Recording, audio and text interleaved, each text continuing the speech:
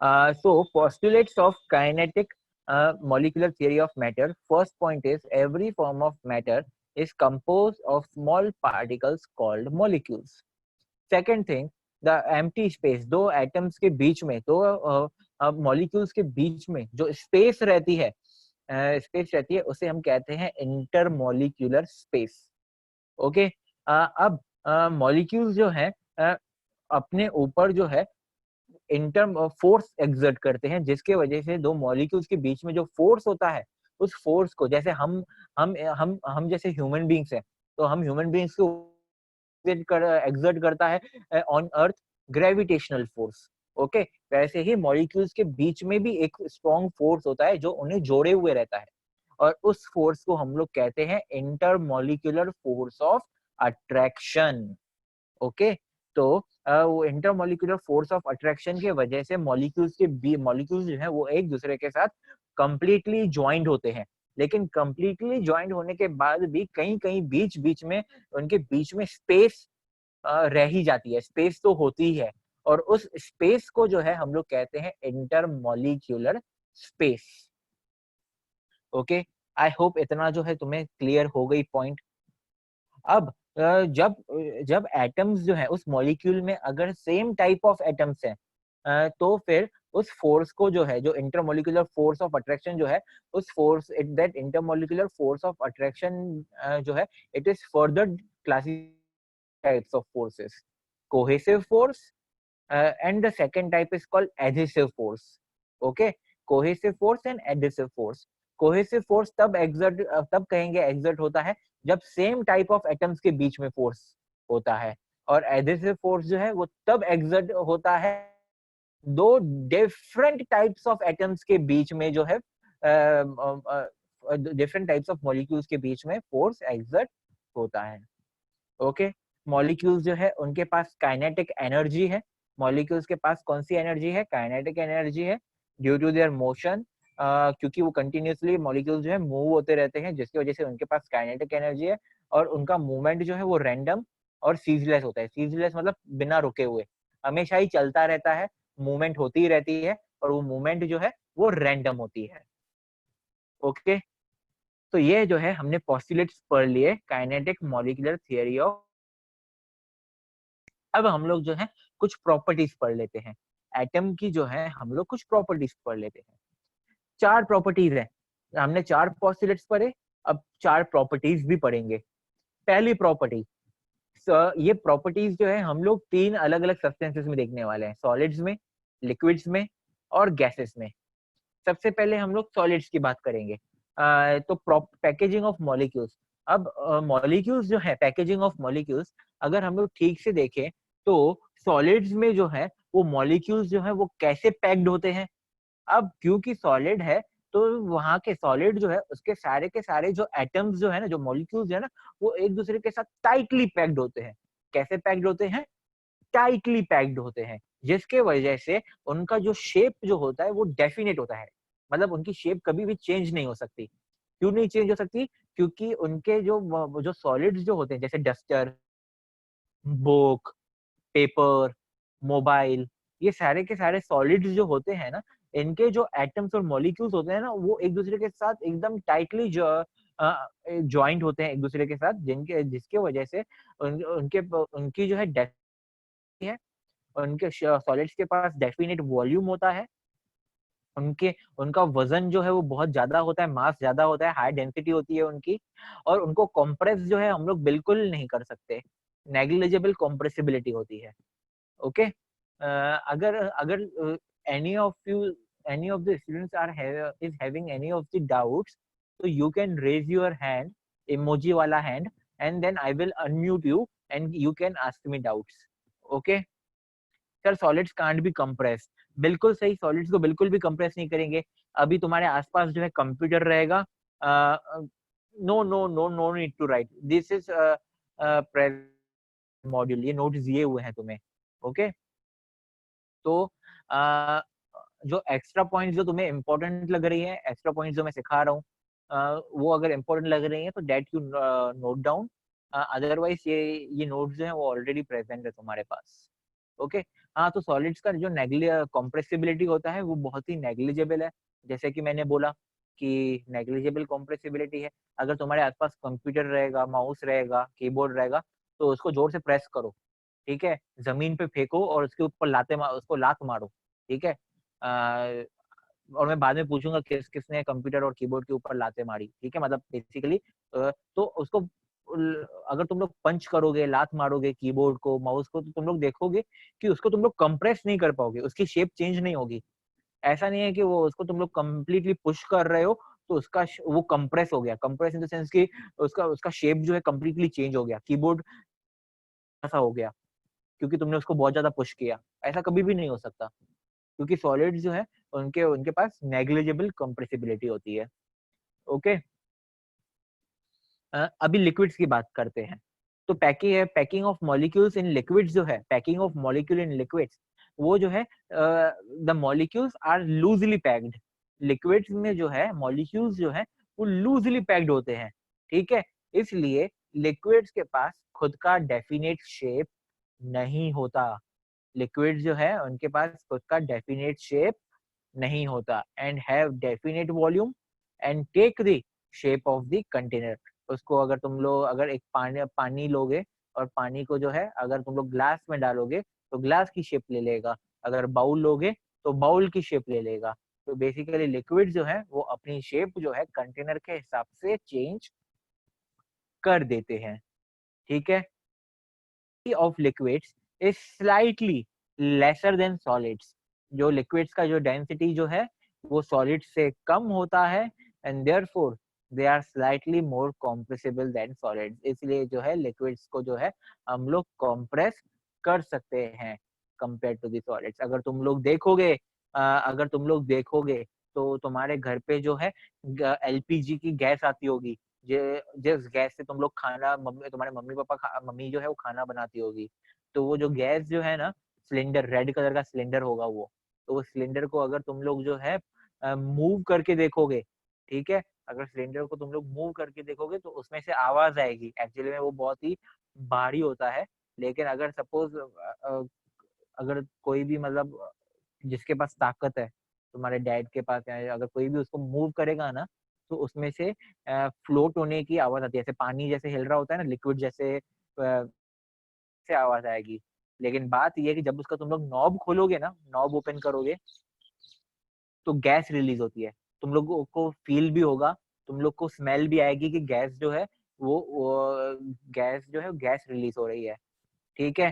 तो basically gas release हो रही है, तो लीक हो रही है। तुम लोग ऐसा बोलते भी हो कि शायद से गैस लीक हो रही है। तो एक्चुअली में जब तक वो सिलेंडर के अंदर है तब तक वो लिक्विड स्टेट में है। लेकिन जैसे ही वो सिलेंडर उस कंटेनर से बाहर निकला तो वो गैसियस स्टेट में हो गया। ऐसा क्यों होता है? ये हम लोग गैसेस में देखने वाले हैं, बिकॉज गैसेस है वेरी हाई कॉम्प्रेसिबिलिटी। उस कंटेनर के अंदर हमने जो गैस जो है ना, उसको इतना प्रेशर डाला उसके ऊपर, इतना कॉम्प्रेस किया उसे कि वो लिक्विड स्टेट में चेंज हो गया। ओके, समझ में आया तुम्हें? तो अभी देखो गैसेस में हम लोग वही पढ़ने वाले हैं कि the molecules are loosely packed in gases. Gases have no definite shape, no definite volume, very low density, और उनका कंप्रेसिबिलिटी भी होता है ना, वो बहुत ही ज्यादा होता है, जिसकी वजह से हम लोग उनको गैसेस को जो है कंप्रेस कर सकते हैं। Okay.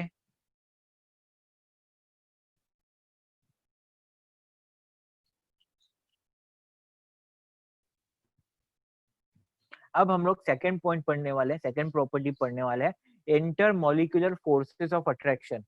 Intermolecular forces of attraction, इसके बारे में हम लोग ऑलरेडी पढ़ चुके हैं। The molecules have very strong intermolecular force of attraction. Solids में जो है ना, सॉलिड्स के अंदर जो मॉलिक्यूल्स प्रेजेंट है ना, उनके बीच का जो इंटरमॉलिक्यूलर फोर्स ऑफ अट्रैक्शन वो बहुत ही ज्यादा स्ट्रॉन्ग है, जिसके वजह से उनका शेप जो है वो रिजिड है, और and they expand very less on heating. अगर लिक्विड्स की बात करेंगे तो the molecules have moderate force of attraction.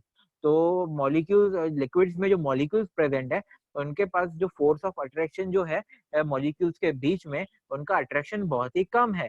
thus they flow thus they these these can thus flow and expand more than solids when heated. इसलिए जब हम लोग उनको हीट करते हैं तो वो क्या हो जाते हैं, और इजीली उनके बीच में जो है ना मॉलिक्यूल्स जो है वो इजीली उनके बीच में गैप होती है।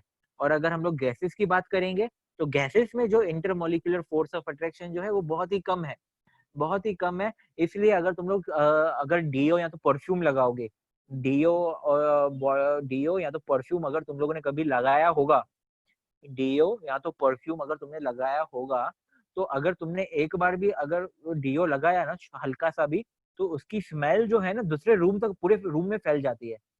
पूरे रूम में जो है उस परफ्यूम की और डीओ की स्मेल आ जाती है। ऐसा क्यों? वो जो मॉलिक्यूल्स जो है ना वो गैसियस स्टेट में है।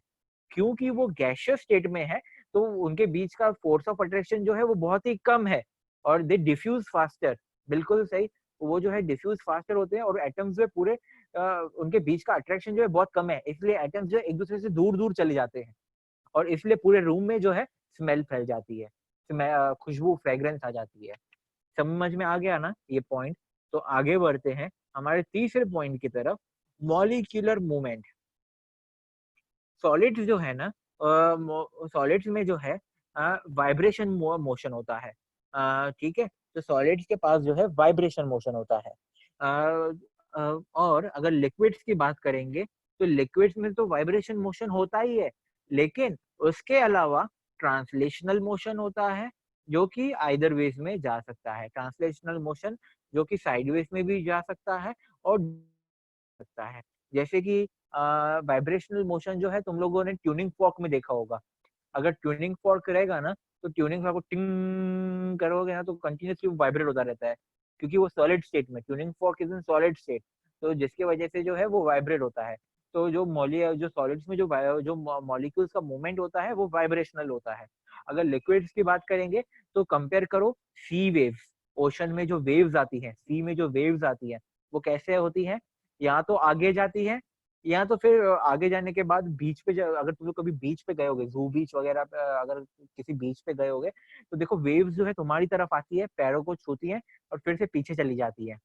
ओके, तो बेसिकली वेव्स जो है उनका मोशन कैसे होता है, फॉरवर्ड एंड बैकवर्ड। ठीक है, तो बेसिकली ये इसको हम लोग ट्रांसलेशनल मोशन कहते हैं। ठीक है, तो लिक्विड्स में जो है वो होता ही है, लेकिन उसके अलावा ट्रांसलेशनल मोशन भी होता ही है। Now let's talk about gases. Gases में मॉलिक्यूलर मूवमेंट कैसे होता है? The molecules possess translational, rotational and vibrational motion.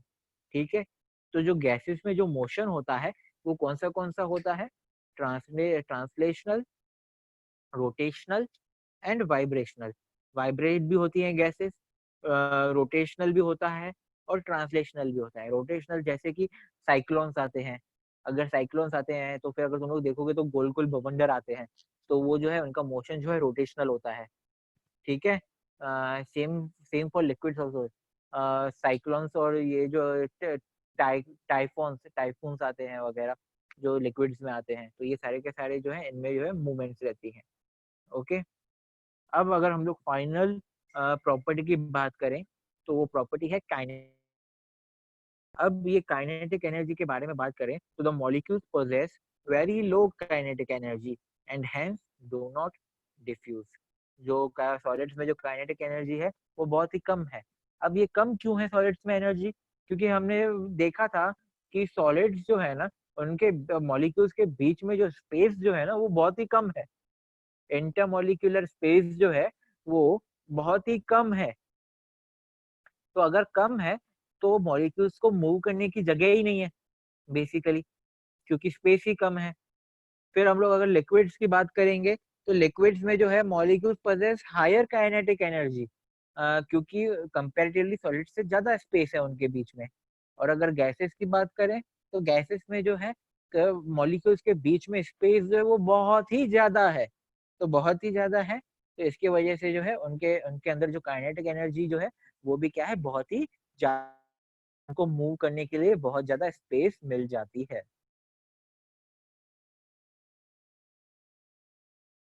Okay, सबको समझा? अब यहाँ तक किसी को कोई भी डाउट आया तो हैंड रेस करो। चिराग दास अनम्यूटेड। सर ये ट्रांसलेशनल, रोटेशनल और वाइब्रेशनल मोशन साइडवेज और डाउनवर्ड क्यों होती है? क्योंकि पानी अगर ठीक से देखोगे तो सिर्फ ऊपर ऊपर थोड़ी होता है, नीचे से भी तो वेव्स आती है ना, तो डाउनवर्ड्स और अपवर्ड्स भी तो होता है मोशन वाटर का। पर इधर लिखा है साइडवेज या तो डाउनवर्ड, अपवर्ड नहीं लिखा है। हाँ तो वही साइडवेज मतलब लेफ्ट साइड राइट साइड, या तो फिर डाउनवर्ड, डाउनवर्ड मतलब नीचे भी होता है। वेव्स जो आते, वेव्स जो है वो नीचे से ही तो उभर के ऊपर आती है, हाँ। ऊपर और से नीचे अगर थोड़ी जाती है वेव्स। लिक्विड हाँ बोलो। लिक्विड का कम डेंसिटी है तो आइस सॉलिड है, तो आइस फ्लोट कैसे करता है? आइस फ्लोट कैसे करता है? क्योंकि आइस का जो डेंसिटी जो है वो कंपैरेटिवली कम है, वो पर इधर लिक्विड है। लिखा है सॉलिड का ज्यादा होता है हमें। हाँ सॉलिड्स का ज्यादा होता है, लेकिन it also depends on the it also depends on the pressure also, temperature also, उसमें उसके ऊपर भी डिपेंड करता है, ठीक है। And it also depends on the hydrogen bonds which is present in water, तो उसके ऊपर भी डिपेंड करता है। वो तुम लोग जो है फ्यूचर में देखने वाले हो कि कैसे जो है हाइड्रोजन बॉन्ड्स है उसके वजह से जो है आइस जो है फ्लोट होती है।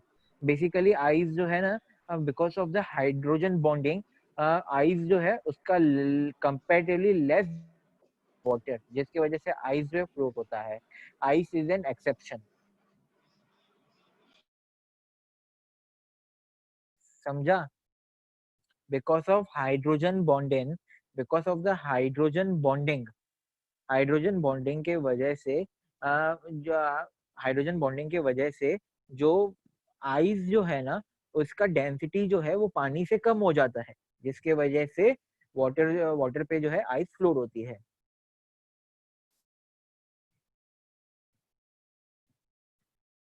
Priyanshu unmuted, Aryan unmuted. Sir kinetic energy में जो गैस का होता है वो प्लीज वापस ये कर सकते हैं एक्सप्लेन, मेरा नेटवर्क गया था। मैंने ये कहा कि गैसेस जो होती हैं उनके मॉलिक्यूल्स जो हैं, एटम्स जो है वो एक दूसरे से दूर दूर चले जाते हैं, तो इसका मतलब उनके पास बहुत ज्यादा स्पेस है घूमने के लिए, होने के लिए उनके पास ज्यादा स्पेस है, तो इसका मतलब उनके पास काइनेटिक एनर्जी भी ज्यादा ही है। ओके। हाँ और कोई? सर सर वो आपने बोला था कि मॉलिक्यूल्स पोजेस काइनेटिक एनर्जी, पर उस काइनेटिक एनर्जी से होता क्या है? काइनेटिक एनर्जी मतलब मूवमेंट, तो वो एक्चुअली में कौन कितने सॉलिड्स के एटम्स कितना मूव कर रहे हैं, लिक्विड के एटम्स कितना मूव हो रहे हैं, और गैसेस के एटम्स कितना मूव हो रहे हैं, हमें वो पता चल रहा है कि गैसेस के एटम्स के एक दूसरे से बहुत दूर दूर है, उनके बीच का फोर्स जो है बहुत ही कम है, जिसकी वजह से एटम्स जो है वो क्या कर रहे हैं, एक ही रूम में पूरे फैल जाते हैं, तो इसका मतलब वो बहुत ही इजीली बहुत ही फास्ट स्पीड में मूव हो रहे हैं, मतलब उनकी काइनेटिक एनर्जी बहुत ज्यादा है।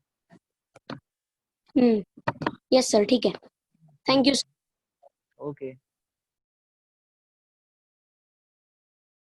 Unmuted, Aryan unmuted. अगर डाउट्स हो गए हो तो हैंड्स डाउन कर दो। ठीक है सर। हाँ सर मतलब जितना भी किनेटिक एनर्जी, जितना ज्यादा किनेटिक एनर्जी लगेगा उतना ज्यादा मूव, मतलब मॉलिक्यूल्स मूवमेंट मूव होंगे, होंगे ना? मूव होंगे। Okay, thank you sir. Okay, तो अब हमने जो है ये पढ़ लिया, अब हमें जो है ये चीजें क्लियर हो गई, चार चीजें जो है वो क्लियर हो गई। अब हम लोग जो है नेक्स्ट टॉपिक जो पढ़ने वाले हैं, वो नेक्स्ट टॉपिक जो है वो है inter conversion of states of matter. Inter conversion of states of matter. अब ये inter conversion of states of matter जो है वो क्या है? Inter conversion of states of matter जो है वो क्या है? नाम से मुझे पता चल रहा है, इंटर कन्वर्जन मतलब कन्वर्ट हो रहा है। क्या कन्वर्ट हो रहा है? स्टेट्स ऑफ मैटर कन्वर्ट हो रहा है, स्टेट्स ऑफ मैटर। और स्टेट्स ऑफ मैटर कौन से होते हैं? तीन स्टेट्स ऑफ मैटर होते हैं, सॉलिड, लिक्विड और गैसेस। तो ये जो सॉलिड, लिक्विड और गैसेस जो है इनके अंदर जो है इनमें ही कन्वर्जन हो रहा है। मतलब सॉलिड लिक्विड में कन्वर्ट हो रहे हैं, लिक्विड गैसेस में कन्वर्ट हो रहे हैं और गैसेस जो है वो सॉलिड में कन्वर्ट हो रहे हैं। बेसिकली इनके बीच का जो कन्वर्जन जो है उसे हम कह रहे हैं inter conversion of states of matter. ठीक है, आई होप सबको ये चीज समझ में आ गया, inter conversion of matter. Unmuted बोलो। सर आपने बोला था कि ये गैसेस सॉलिड में कन्वर्ट हो रहे हैं, लेकिन कैसे होता है वो? तो वो तो अभी मैं बता रहा हूँ ना। सर मैं सॉरी सर, मैंने अपना हैंड लोअर हैंड नहीं किया, सॉरी सर। इट्स ओके, ठीक है। तो अभी हम लोग डिस्कस करने वाले हैं कि ये इंटर रहा है। सबसे पहले हम लोग कन्वर्जन जो है वो देखने वाले हैं। सबसे पहले हम लोग पढ़ने वाले हैं मेल्टिंग पॉइंट के बारे में। सबसे पहले हम लोग किसके बारे में पढ़ने वाले हैं? मेल्टिंग पॉइंट के बारे में। क्या है ये मेल्टिंग पॉइंट? अब अगर हम लोग ये डायग्राम ठीक से देखें, आई होप सबको डायग्राम क्लियरली विजिबल है। ठीक है, तो अगर हम लोग इस डायग्राम में ठीक से देखें तो सॉलिड जो है ना, सॉलिड लिक्विड में कन्वर्ट हो रहा है। तो मैं क्या बोल सकता हूँ मेल्टिंग पॉइंट के बारे में? The process melting point. सबसे पहले जो है पॉइंट के बारे में बात आ रही है, तो बेसिकली मेल्टिंग के बारे में सबसे पहले हम लोग मेल्टिंग पढ़ते हैं। What is melting? The process in which solid gets converted into liquid state is called melting. बहुत ही सिंपल है। ऐसा प्रोसेस जो एक सॉलिड जो है वो लिक्विड स्टेट में कन्वर्ट हो जाए उसे हम मेल्टिंग कहते हैं। फॉर एग्जाम्पल, जैसे कि आइस मेल्ट होके जो है लिक्विड में कन्वर्ट होके वाटर में कन्वर्ट हो जाता है। Ice cubes on heating gets converted into water. तो बेसिकली हम लोग क्या बोल सकते हैं कि the process in which the solids get converted into liquid state on heating is called melting. I hope इसमें किसी को कोई भी डाउट नहीं होगा। अब पढ़ने वाले हैं मेल्टिंग पॉइंट के बारे में। पॉइंट आ गया, अब वर्ड क्या आ गया? Melting point. अब मेल्टिंग पॉइंट क्या होता है? पहले हमने मेल्टिंग में किया था the process in which. Melting point में हम लोग करने वाले हैं द टेम्परेचर इन विच। इसमें जो है टेम्परेचर को जो है उसको कंसीडर कर रहे हैं। किसको कंसीडर कर रहे हैं हम लोग? टेम्परेचर को कंसीडर कर रहे हैं। The temperature at which the solid gets converted into liquid state on heating is called melting point.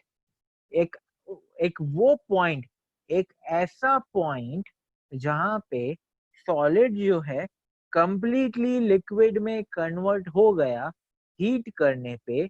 उस टेम्परेचर को, उस डिग्री को, उस डिग्री सेल्सियस को या उस केल्विन को हम लोग जो है मेल्टिंग पॉइंट कहते हैं। ओके, सबको समझ में आ गया? इसमें जो है किसी को कोई भी डाउट नहीं होना चाहिए। इसके बाद हम लोग पढ़ने वाले हैं बॉइलिंग। मेल्टिंग पॉइंट हो गया। The melting point of solid, the melting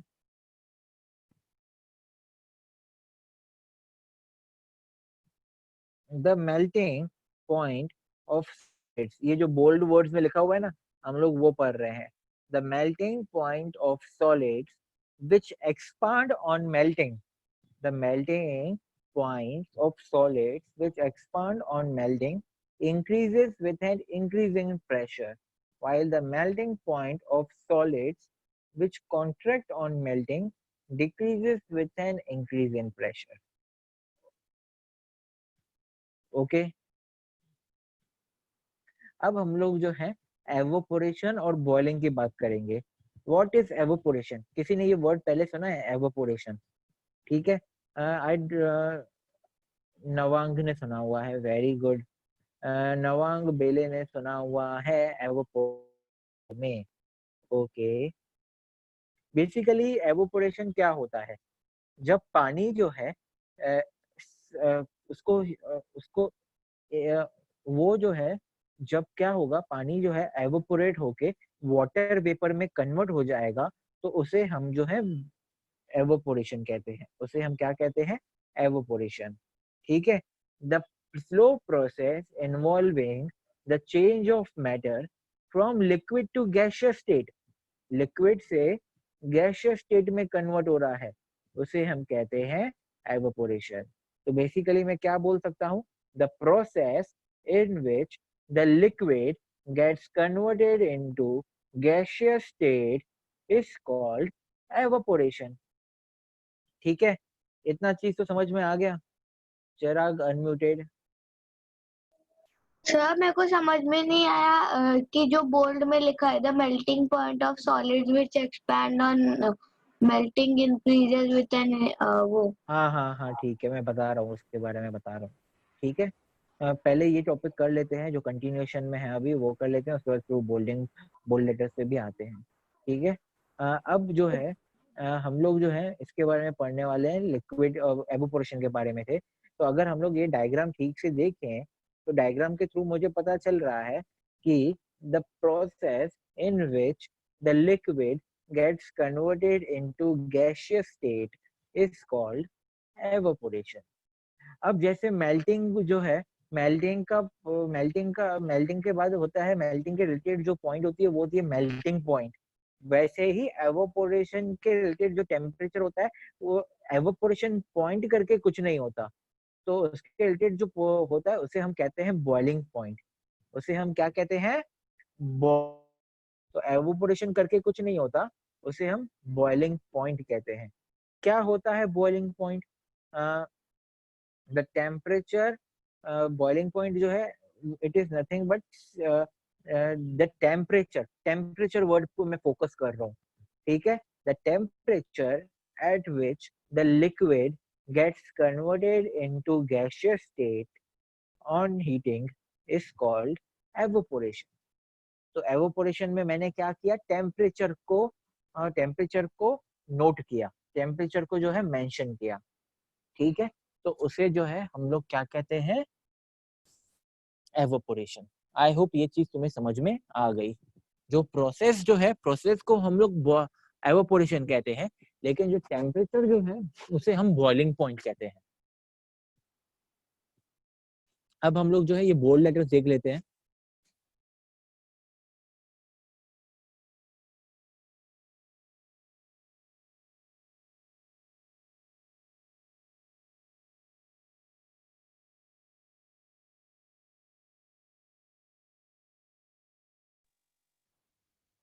bold letters में देख रहे हैं हम लोग अभी,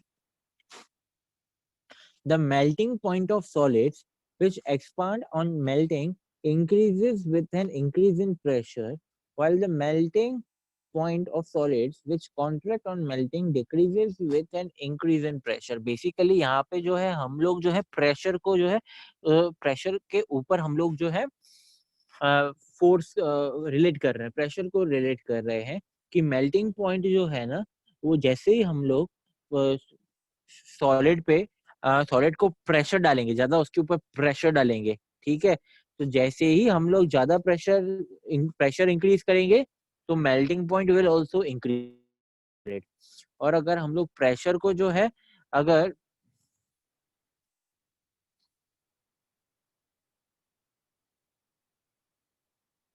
डिक्रीज करेंगे तो उसका जो कॉन्ट्रैक्ट वो कॉन्ट्रैक्ट हो जाएगा और वो डिक्रीज हो जाएगा बेसिकली। ओके, सब कुछ समझा मैंने क्या कहा? जो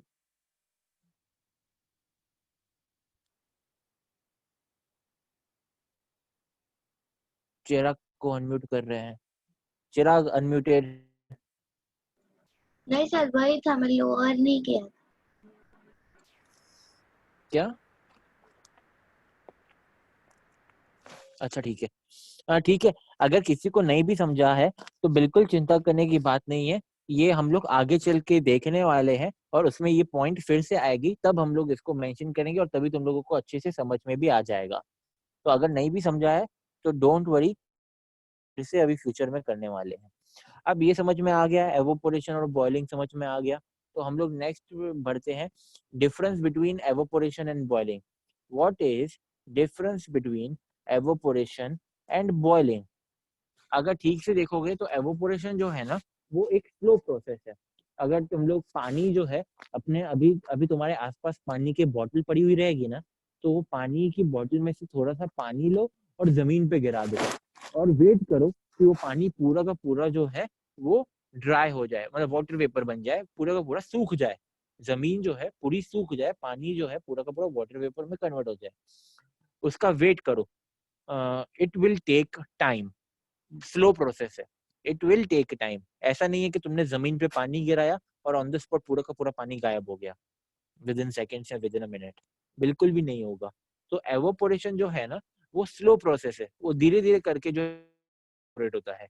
लेकिन अगर हम लोग बॉइलिंग पॉइंट की बात करते हैं, तो अगर एक तुम्हारे घर पे अगर गैस होगी तो गैस पे एक कंटेनर रखो, वेसल में पानी डालो और पानी डालने के बाद गैस पे बॉईल करना स्टार्ट कर दो। तो तुम लोग देखोगे कि after particular period of time जो है उसमें बबल्स आना स्टार्ट हो जाएंगे, पानी बॉयल होना स्टार्ट होगा और धीरे धीरे करके जो है पानी जो है पूरा का पूरा बॉयल होकर वाटर वेपर में कन्वर्ट होना स्टार्ट हो जाएगा। सर सर इवेपोरेट मतलब पानी जब इवेपोरेट करता है तो मतलब उसका इवेपोरेशन का टाइम भी डिपेंड करता है ना, कितना हीट मतलब कितना सनलाइट पड़ रहा है उस पे। ऐसा बिल्कुल भी नहीं है।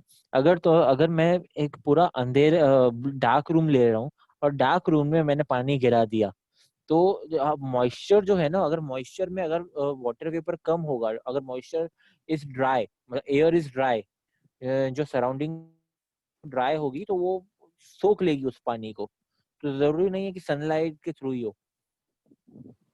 Okay sir. ओके, तो तुम्हारे घर पे अभी एट प्रेजेंट जो है सनलाइट नहीं होगी, अभी तो शाम का टाइम होगा ना, तो ऐसा थोड़ी होता है कि शाम को अगर तुम्हारे घर पे पानी गिर गया तो तुम लोग सुबह होने का ही वेट करोगे कि पानी सूखे। शाम को भी तो बिना सनलाइट के भी तो तुम्हारे घर पे अगर तो कहीं पे जमीन पे पानी गिर जाता है तो थोड़े टाइम के बाद जो है वो ड्रॉप से वो सूख तो जाते ही है ना। ओके, इवेपोरेशन जो है ना ऐसे, और बॉइलिंग जो है ना वो फास्ट प्रोसेस है। गैस पे रखोगे, बॉईल करना स्टार्ट कर दोगे और थोड़े टाइम के बाद बॉईल होना स्टार्ट हो जाएगा पानी, तो boiling is a fast process. Evaporation जो है वो सरफेस फिनोमेना है। एवोपोरेशन क्या है? सरफेस फेनोमेनॉन। सरफेस फेनोमेनॉन क्या होता है? जो बॉइलिंग जो है वो बल्क फेनोमेना है। जैसे कि सीज और ओशंस ले लो, अगर मैं सीज और ओशंस की बात करता हूँ तो वहां पे पानी जो एवोपोरेट होता है ना, वो जो है सरफेस का पानी एवोपोरेट होता है। ऐसा नहीं है कि ओशन जो है वो बहुत ही डीप है और जो नीचे नीचे जो पानी जो है वो एवोपोरेट होना स्टार्ट हो जाएगा, ऊपर का पानी वैसे का वैसे ही है और नीचे जो एकदम जमीन पे पानी जो है ओशन का जो जमीन रहेगा, जो वहां का पानी जो है एवोपोरेट होना स्टार्ट हो गया। ऐसा बिल्कुल भी नहीं होगा। जो ऊपर ऊपर पानी होगा वो एवोपोरेट होगा, वो पहले एवोपोरेट होगा, फिर जो नीचे पानी होगा तो वो ऊपर आ जाएगा क्योंकि ऊपर वाला पानी तो एवोपोरेट हो गया। समझा? तो एवोपोरेशन जो है ना वो सिर्फ सरफेस पे होता है, लेकिन बॉइलिंग जो है वो बल्क फेनोमेना है। बल्क फेनोमेना मतलब नीचे से ऊपर पूरा बल्क में एक साथ बॉइल होता है। गैस पे अगर कंटेनर वेसल होगा, उस पे पानी रखोगे और उसको अगर तुम लोग ठीक से बॉइल करोगे, तो बॉइल करोगे तो एक्चुअली में नीचे से नीचे का पानी ऊपर आएगा, जो गर्म पानी है वो ऊपर आ जाएगा और जो कम गर्म है वो नीचे चला जाएगा, फिर वो गर्म होगा, फिर वो ऊपर जाएगा, फिर जो ठंडा वाला है वो नीचे जाएगा, तो ऐसे वो रोटेट साइकिल चलता रहता है। तो बॉयल जो है पानी एक साथ होता है। पानी बॉयल जो है एक साथ पूरा का पूरा पानी बॉयल होता है, लेकिन एवोपोरेशन जो है वो सिर्फ सरफेस का होता है। तीसरा point, it occurs at any temperature. Evaporation जो है किसी भी टेम्परेचर पे हो सकता है, कोई भी टेम्परेचर। एक डार्क रूम भी होगा, बंद रूम भी होगा, तो उसमें भी जो है भले भले एवोपोरेट होने में टाइम लगेगा, 6 घंटे, 8 घंटे, 10 घंटे, अगर अगर 12 घंटे, कितना भी टाइम लग जाए, लेकिन अ, कोई भी टेम्परेचर पे होगा। ऐसा नहीं है कि मुझे एक पर्टिकुलर टेम्परेचर पे ही एवोपोरेट होगा, किसी भी टेम्परेचर पे एवोपोरेट हो सकता है, एवोपोरेशन हो सकता है। लेकिन बॉइलिंग जो है फिक्स्ड टेम्परेचर होता है, जैसे boiling point of water is 100 degree Celsius. ठीक है, तो boiling point of water is 100 degree Celsius. तो वैसे ही बॉइलिंग का जो है एक फिक्स टेम्परेचर होता है और लिक्विड के ऊपर डिपेंड करता है। ओके, आई होप ये तुम्हें डिफरेंसेस 3 समझ में आ गए कि what are the differences between evaporation and boiling. In general अगर देखोगे तो एवापोरेशन और बॉइलिंग दोनों प्रोसेस जो है वो सेम ही है। दोनों ही चीजों में जो लिक्विड जो है वो वाटर वेपर में कन्वर्ट हो रहा है। Liquid is getting converted into water vapour, evaporation में भी और बॉइलिंग में भी। बस फर्क लेकिन कुछ दोनों में डिफरेंसेस भी हैं और वो 3 पॉइंट के डिफरेंसेस हमने अभी पढ़ लिए और समझ भी लिए। ओके, यहाँ तक सबको समझ में आ गया? आई होप सबको समझ में आ गया यहाँ तक, नो इश्यूज। ओके, अब हम लोग जो है हमारा डायग्राम देखते हैं, inter conversion of states of matter. और हमने जो है अब तक क्या क्या कर लिया, सॉलिड से लिक्विड किया, लिक्विड से गैस किया, सॉलिड से लिक्विड को मेल्टिंग कहते हैं, लिक्विड से गैस को जो है एवोपोरेशन कहते हैं, ये हमने किया। अब हम लोग पढ़ने वाले हैं conversion from gas to liquid, the process in which the gas is getting converted into liquid is called condensation. The process in which gas is getting converted into liquid is called condensation. इसका best पहले भी बताया है, LPG gas.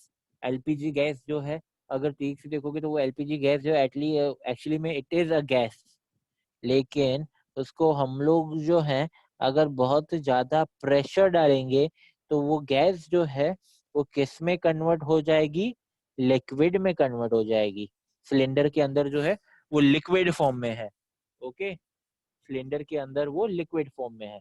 तो the process in which clouds भी बिल्कुल सही, the process in which the gas is getting converted into liquid is called condensation.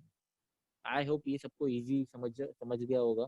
Condensation के बाद आता है सॉलिडिफिकेशन, जिसे हम फ्रीजिंग भी कहते हैं। जिसे हम क्या कहते हैं, सॉलिडिफिकेशन, या फिर हम लोग उसे फ्रीजिंग भी बोलते हैं। और एक और उसका पॉइंट, उसका टेम्परेचर जो है जिस पे फ्रीजिंग होती है उसे हम फ्रीजिंग पॉइंट बोलते हैं।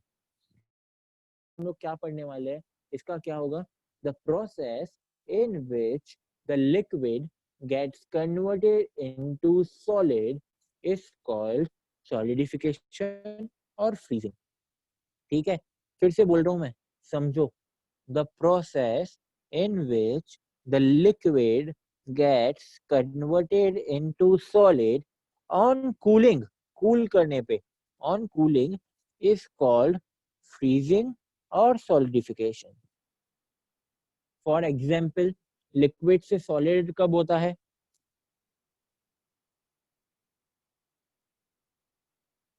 when water gets converted into ice cubes। On freezing, when we keep water in refrigerator, it gets converted into ice cubes at 0 degrees Celsius। Very good, Paurush। Okay, अब बात करेंगे freezing point के बारे में। Freezing point क्या होगा, freezing point, अब यहाँ पे पॉइंट आ गया, अब पॉइंट आ गया तो मेरी डेफिनेशन में जो है वर्ड कौन सा आ जाएगा, temperature. The temperature at which the liquid gets converted into solid is called freezing point। The temperature at which the liquid gets converted into solid is called freezing point। Simple, बहुत ही simple है। इसका example क्या लिखोगे, on cooling at 0 degree Celsius water gets converted into ice cubes। अब हमारा जो है final रह गया, फाइनल सबसे पहले करते हैं सब्लिमेशन। सब्लिमेशन बीच में देखो, सॉलिड और गैस के बीच में जो है ना एरो दिया गया है, जिसे हम सब्लिमेशन कहते हैं। नाउ व्हाट इज सब्लिमेशन, इसका डेफिनेशन जो है हम लोग ऐसे, पौरुष ने हैंड रेज किया है तो पौरुष बताएगा। अनम्यूट कर रहा हूँ पौरुष।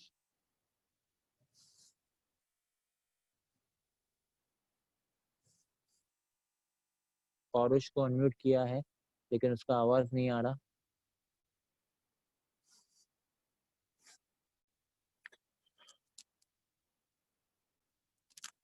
चिराग को अनम्यूट किया है, चिराग बता दो। The sublimation is the process in which solid changes into gas directly without changing into the liquid state. Very good, Chirag. Very good. Bilkul, that is the answer which I was expecting. The process in which gets converted into gaseous state directly without going into liquid state is called sublimation. इसका example क्या हो सकते हैं? Camphor, इसका example हो सकता है camphor, naphthalene balls,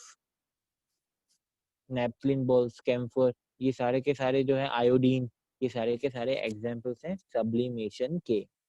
okay, अब तुम लोग देखोगे ड्राई आइस, हाँ बिल्कुल सही है। अगर तुम लोग देखोगे तो यहाँ पे एक और एरो है जो गैस से जा रहा है और सॉलिड की तरफ जा रहा है। इस प्रोसेस को हम लोग कहते हैं deposition. What is this process?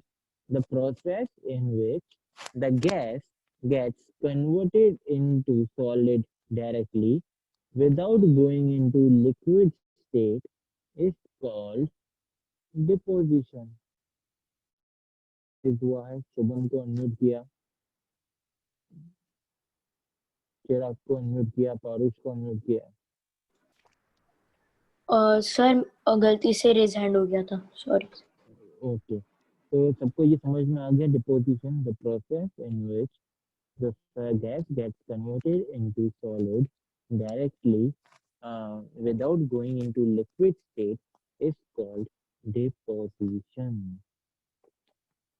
Okay, इसका एग्जाम्पल जो है वो है ड्यू ड्रॉप्स। ड्यू ड्रॉप्स जो है and they are the example of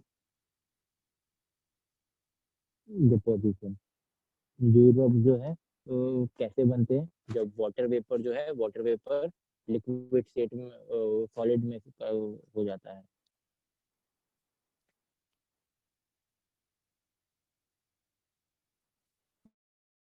position जो है लेबोरेटरी में भी होता है, लेबोरेटरी में भी होता है। Dew drop, dry ice also, dry ice, due drops and dry ice. Due drops जो है वाटर वेपर जो है वो ड्यू ड्रॉप्स में कन्वर्ट होकर, ड्यू ड्रॉप जो है सॉलिड में कन्वर्ट होकर आइस बन जाते हैं, एकदम सॉलिड से डेवलप ठंडे पड़ जाते हैं। तो वो एग्जांपल, वही एक एग्जांपल है डिपोजिशन का, इतना इम्पोर्टेंट नहीं है।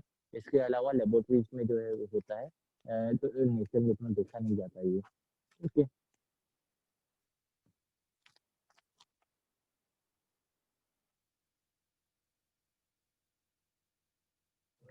अब ये चीज हो गई, उसके बाद हम लोग मैटर के बारे में बात करेंगे। मैटर के बारे में बात करेंगे तो मैटर अगर देखोगे तो इसके बारे में हम लोग ने ऑलरेडी बात किया हुआ है कि matter is classified into pure substances and impure substances. Pure substances are further classified into elements and compounds, and impure substances are further classified into homogeneous mixtures and heterogeneous mixtures. Elements are further classified into metals, non-metals, metalloids, noble gases, and compounds जो है वो compounds ही रहते हैं। इनकी properties हम लोग already discuss कर चुके हैं।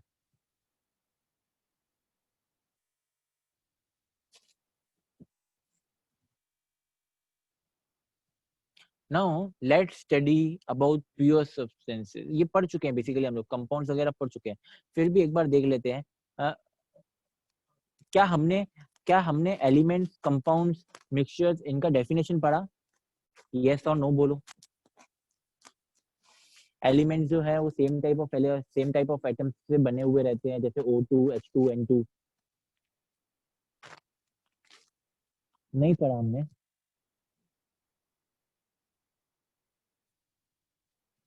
ठीक है, अभी पढ़ लेते हैं। नो इश्यू, अभी पढ़ लेते हैं हम लोग। मुझे लगा हमने पढ़ लिया है।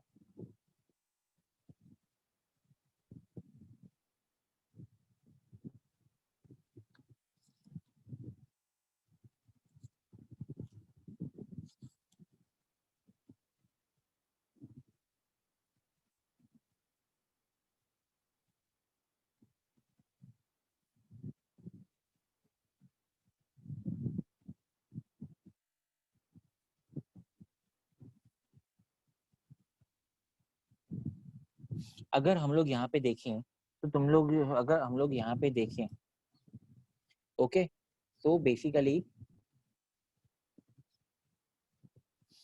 मैटर जो है, matter is made up of molecules and molecules are made up of atoms, ठीक है। Matter is further classified into pure and impure.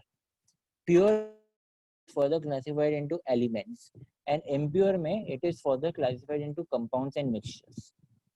अगर एलिमेंट्स की बात करेंगे तो एलिमेंट्स जो है बेसिकली सब, कंपाउंड्स के बारे में बाद में बात करेंगे, पहले एलिमेंट्स के बारे में बात करेंगे। एलिमेंट्स क्या होते हैं? बेसिकली एलिमेंट्स का डेफिनेशन ये है कि substance which are made up of same type of atoms.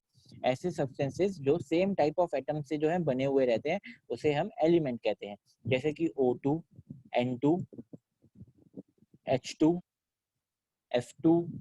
तो basically same type of element से जो बने हुए रहते हैं उन्हें हम एलिमेंट्स कहते हैं। They are the pure substances which are made up of same type of atoms. Compounds क्या होते हैं? Compounds are also the pure substances, but they are made up of different types of atoms. They are made up of different types of atoms. Compounds, they are always in fixed ratio. They react chemically react करते हैं. Okay. For example, H2 plus O2 gives H2O. H2 plus Cl2 gives HCl. तो यहाँ पे जो है ना, अगर ठीक से देखोगे द प्रॉपर्टीज कंपाउंड्स की एक और पॉइंट है, the properties of reactants, the properties of reactants is completely different from the properties of the products. Reactants की जो प्रॉपर्टीज जो हैं they are completely different from the properties of product. अगर हम लोग यहाँ पे H2 plus O2 plus H2O देखें तो H2 is a gas, O2 is a gas, but H2O is a liquid. तो यहाँ पे हाइड्रोजन और ऑक्सीजन की प्रॉपर्टीज जो है कंप्लीटली डिफरेंट है from the properties of H2O। Okay, I hope you got it. तो बेसिकली कंपाउंड्स जो है ना, they are in fixed ratio and the properties of reactants are completely different from the properties of product. Mixtures की बात करेंगे तो they are impure substances which are also made up of two or more type of atoms, two or more different types of atoms. तो सबसे main फर्क क्या है? सबसे मेन फर्क ये है कि they react chemically but they react physically. ये जो इनका चेंज जो है मिक्सचर का वो फिजिकल चेंज है। They are not in fixed ratio, इनका चेंज जो है वो फिजिकल है। They can be separated physically also by physical measures. तो they can be separated, mixtures can be separated by physical measures. इसका बेस्ट एग्जांपल क्या है मिक्सचर का? मिक्सचर का बेस्ट एग्जांपल है air. Air is a homogeneous mixture. Air जो है वो क्या है? एक होमोजेनियस मिक्सचर है। Okay, is my voice clear?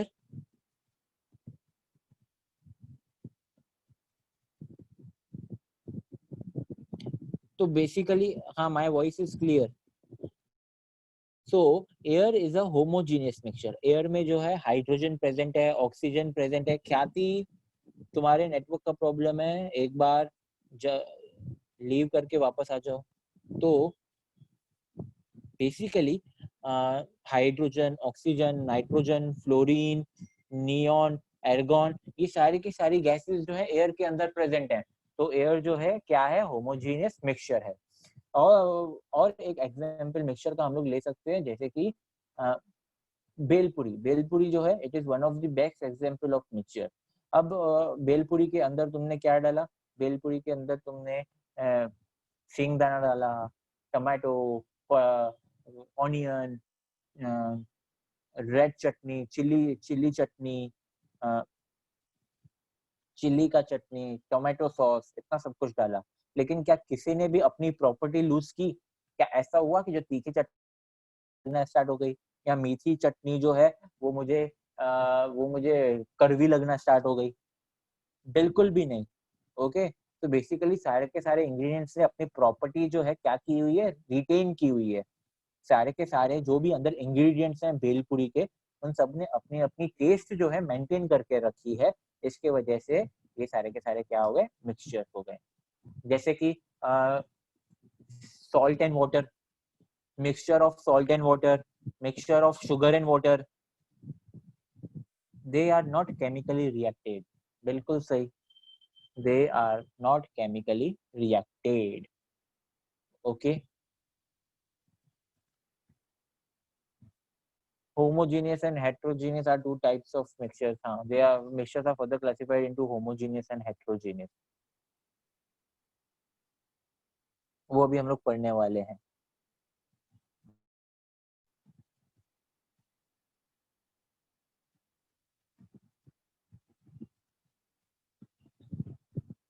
यहाँ तक समझ में आ गया? अब यहाँ पे समझ में आ गया तो अभी हम लोग जो है क्लासिफिकेशन ऑफ मिक्सचर्स देखते हैं. क्लासिफिकेशन ऑफ मिक्सचर्स में जो है होमोजीनियस और हेट्रोजीनियस मिक्सचर्स के बारे में अभी हम लोग जो है पढ़ने वाले हैं. ये हमारा आज का लास्ट टॉपिक है.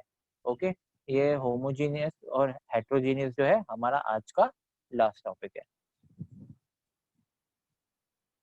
अब देखते हैं कि आखिर ये होमोजीनियस और हेट्रोजीनियस मिक्सचर्स होते क्या हैं. अब फिलहाल वो देख लेते हैं.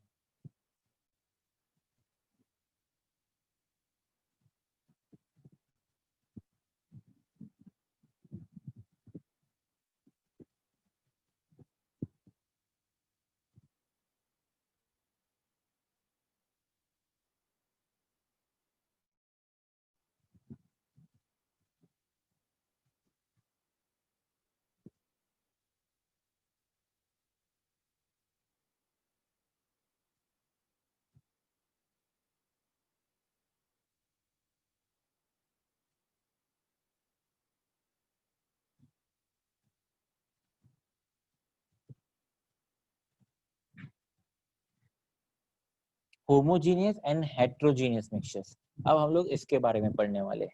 ठीक है, अब हम लोग देखते हैं what are homogeneous and heterogeneous mixtures. Homogeneous mixtures जो है basically homogeneous mixtures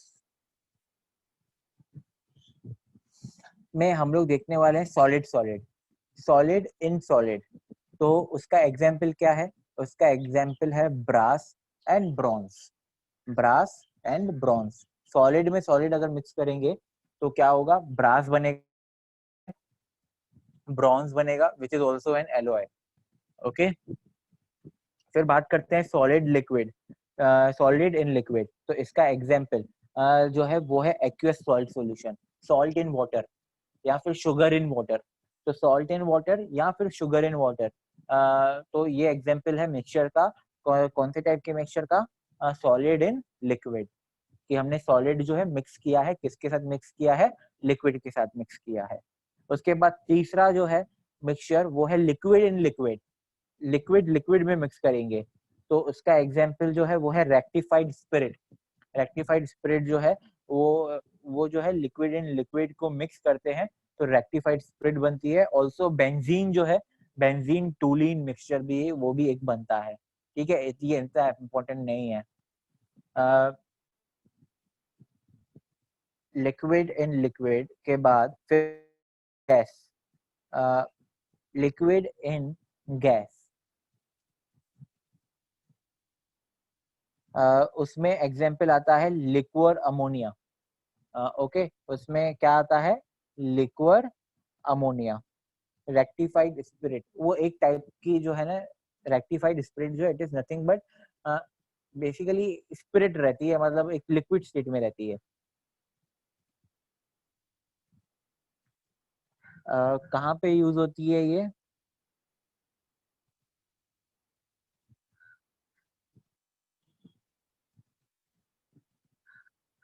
basically rectified spirit is nothing but alcohol. Okay, alcohol, जब भी हम लोग अल्कोहल को पानी में डालते हैं दोनों मिक्स हो जाते हैं ना, तो वो भी तो एक मिक्सचर है. तो rectified spirit is nothing but alcohol and water.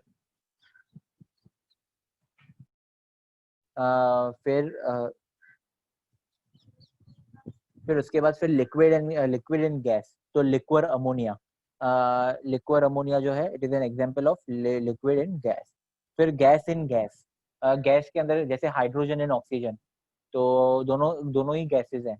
तो इसका एग्जांपल एयर है, कि एयर जो है गैस इन गैस का मिक्सचर है. फिर अभी हम लोग देखते हैं हेट्रोजीनियस मिक्सचर्स के बारे में. तो हेट्रोजीनियस में solid in gas, for example hydrogen gas absorbed on palladium. तो पैलेडियम जो है एक मेटल है और उस मेटल के ऊपर जो है हाइड्रोजन गैस जो है क्या हो जाती है, एब्जॉर्ब हो जाती है।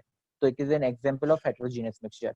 सॉलिड एंड सॉलिड में जो है गन पाउडर जो है बहुत सारी चीजों से बना हुआ रहता है, बहुत सारे सॉलिड्स को मिक्स करते हैं तो जाके गन पाउडर बनता है। Mixture of iron and sulphur, बिल्कुल सही है, कोई भी मैग्नेटिक सब्सटेंस ले लो और कोई भी नॉन मैग्नेटिक, दोनों को मिक्स करो तो वो सॉलिड एंड सॉलिड का एग्जांपल हो जाएगा। Solid and liquid, suspension of sulphur in water, suspension of sulphur in water, कि सल्फर को वाटर में मिक्स कर दो तो वो सॉलिड एंड लिक्विड का एग्जांपल हो गया। ओके, फिर फाइनल लिक्विड इन लिक्विड, वो है बेंजीन इन वाटर। बेंजीन जो है वो एक लिक्विड होता है, बेंजीन स्पेशल टाइप का लिक्विड होता है। उसको हम लोग डिटेल में पढ़ने वाले हैं आने वाले फर्दर टॉपिक्स में। तो benzene in water is an example of liquid in liquid.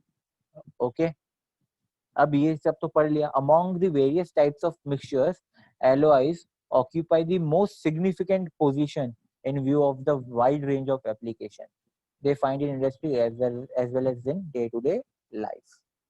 तो basically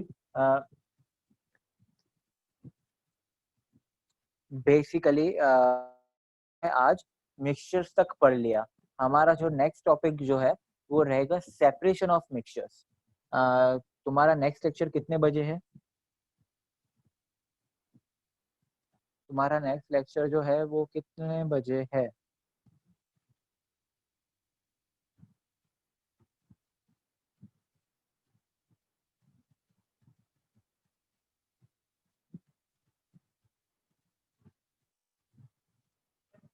ओके, अभी आज के लिए इट्स मोर देन इनफ। आज के लिए इट्स मोर देन इनफ। 7:30 को है ना? ठीक है, आधे घंटे की ब्रेक ले लो। हमने इससे ज्यादा करोगे तो तुम्हारा सर दुखेगा, फिर मतलब ओवरलोड हो जाएगा तुम्हें। तो आज के लिए इतना is more than enough. Next time जो है हम जो है सेपरेशन ऑफ मिक्सचर्स देखने वाले हैं कि हम लोग जो है डिफरेंट डिफरेंट टाइप के कैसे सेपरेट कर सकते हैं, हम लोग वो देखने वाले हैं। ठीक है, we are done for the day, we will study in our next lecture. Okay everyone, all bye, all of you can leave.